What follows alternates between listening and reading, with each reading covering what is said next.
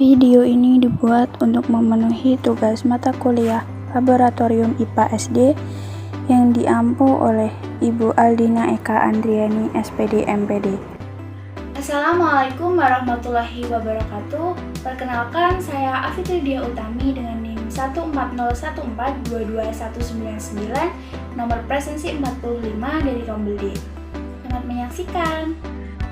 Tujuan praktikum ini yang pertama yaitu untuk mengetahui perubahan pada bahan makanan jika ditetesi larutan betadin. Yang kedua yaitu untuk menguji kandungan karbohidrat pada bahan makanan. Dan yang ketiga yaitu untuk mengidentifikasi jenis bahan makanan yang mengandung karbohidrat. Dasar teori dari praktikum kali ini yaitu amilum atau zat tepung atau pati merupakan senyawa karbohidrat yang termasuk dalam kelompok polisakarida. Polisakarida adalah karbohidrat yang memiliki jumlah gugus lebih dari 2. Dalam praktikum ini, saya akan menguji beberapa bahan makanan yang mengandung amilum dengan cara memberi bahan makanan dengan larutan betadin. Di sini saya akan menjelaskan mengenai alat dan bahan yang saya gunakan dalam praktikum kali ini. Yang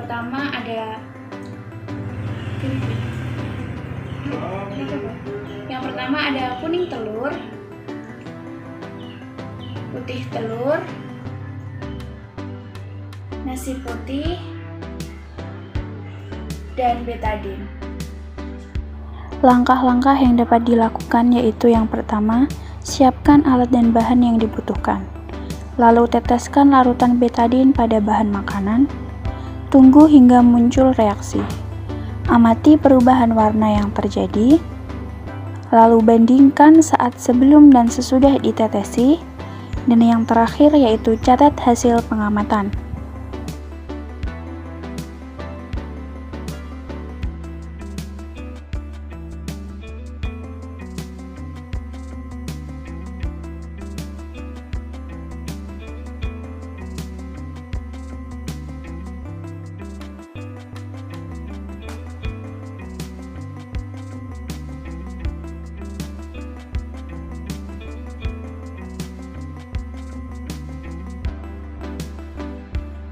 Setelah dibiarkan beberapa saat setelah ditetesi larutan betadin, terjadi beberapa perubahan dari bahan makanan ini.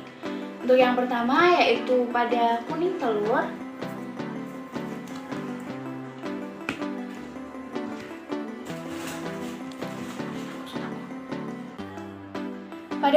ini warnanya masih sama, yaitu kuning kecoklatan, bahkan lebih ke kuning terang, tidak ada perubahan. Nah, di sini berarti kuning telur ini tidak mengandung zat tepung. Untuk bahan yang kedua yaitu putih telur.